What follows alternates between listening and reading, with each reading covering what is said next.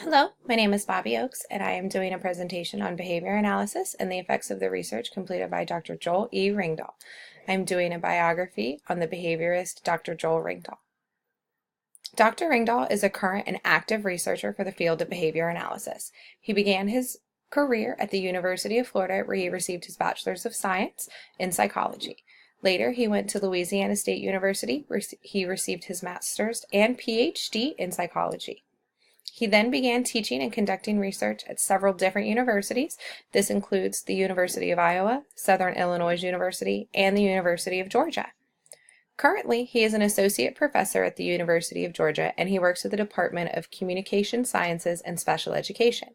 He has had his research published in many different journals, and this includes the Journal of Applied Behavior Analysis, or JABA, and the Journal of Autism and Developmental Disabilities.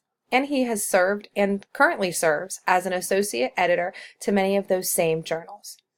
He has also co-edited or co-authored a book called The Clinical and Organizational Applications of Applied Behavior Analysis that was published back in 2015.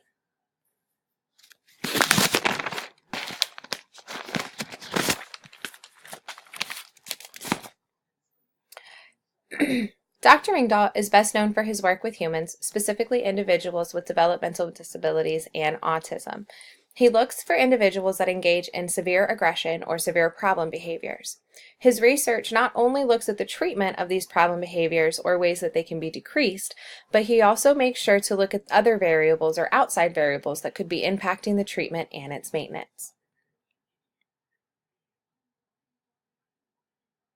Here are a few articles that I found interesting. I'll provide a brief summary of each and explain why they are important to the literature.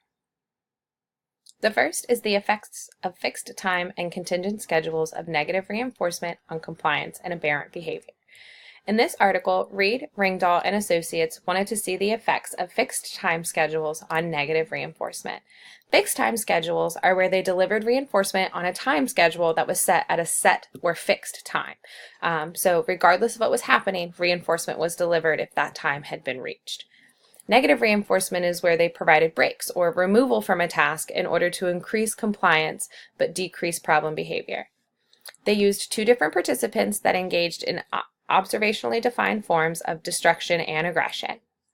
They conducted an experiment in two phases, a functional analysis and a schedule analysis. The functional analysis is first conducted as the assessment determined what the possible function of the behavior could be. The schedule analysis was then comparing the baseline data to three other schedules of differential negative reinforcement, or DNRA. Their findings concluded that using a lean fixed schedule or reinforcement with more time in between delivery with DNRA provided higher rates of compliance and lower rates of problem behavior than when using a dense fixed time schedule with DNRA or providing reinforcement more closely between each other or more often. Next is the assessment and treatment of aggressive behavior without a clear social function. In this study, Ringdahl and Associates conducted a functional analysis, which is an assessment tool that they use to determine the function of a behavior on the aggressive behaviors of two participants. Their initial results were inconclusive, and further assessments were then conducted to determine whether or not social reinforcers were the functions for the behavior. Although results for one of the participants remained inconclusive, they didn't give up, and they still created and implemented treatment interventions or treatment plans to help decrease the problem behaviors.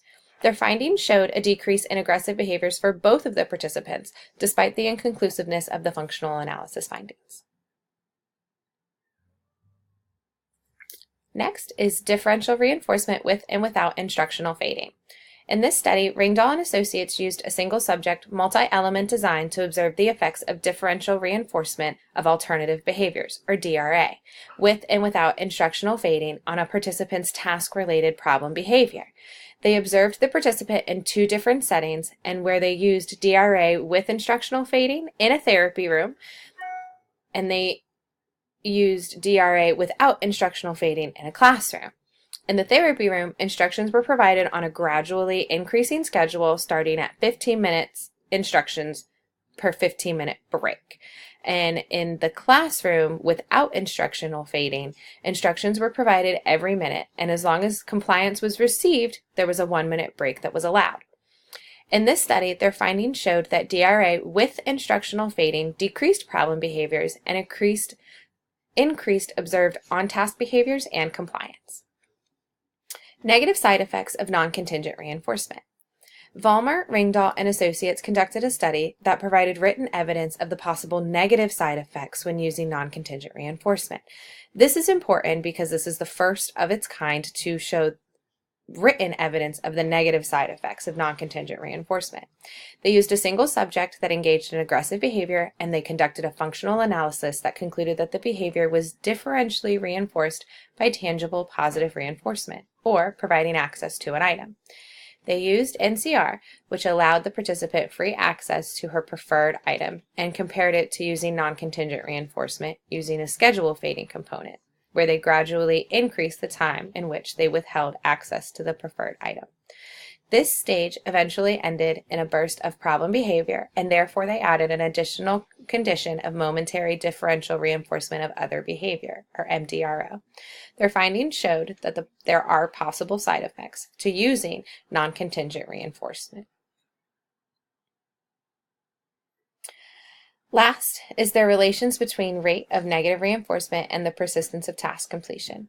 In this study, Ringdahl, Romani, and Associates looked at the destructive behaviors of 3 children with autism.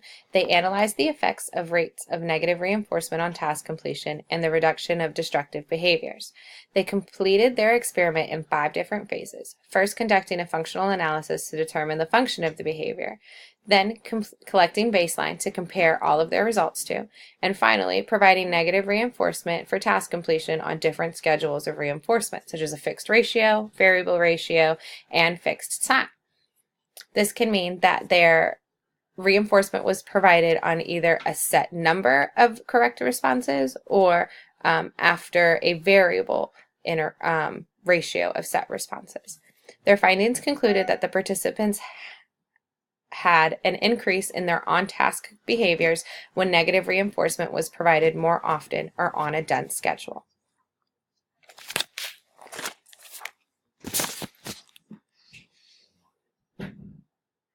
For this course, I created mock interview questions that I would ask Dr. Ringdahl if I had the opportunity. I would ask him the 5 following questions. 1. What research are you currently working on? 2. What has been the most eye-opening or memorable experiment that you have done? 3. Who is your most influential behaviorist and why? 4. Why did you first know you wanted to study behavior analysis? And finally, 5. What has been your favorite position within the field and why? Dr. Ringdahl's findings and research made many important contributions to behavior analysis and its literature.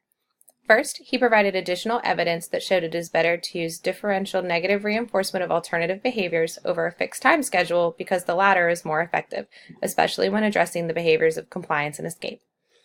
Second, he provided additional evidence that shows a decrease in aggressive behavior even when no function can be identified, if appropriate treatment is used. Third, when attempting to increase on-task behavior and decrease problem behaviors, it is better to gradually increase the rate of instruction by using DRA with instructional fading, so increasing your instructional rate slowly. Next, he provided written evidence that showed that the negative side effects of negative reinforcement, such as responding bursts and incidental reinforcement of problem behavior.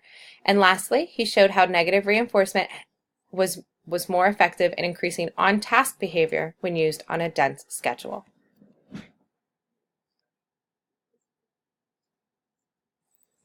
Thank you guys so much for listening and viewing my presentation. I hope you enjoyed it. Here's the list of resources I used to help create this presentation.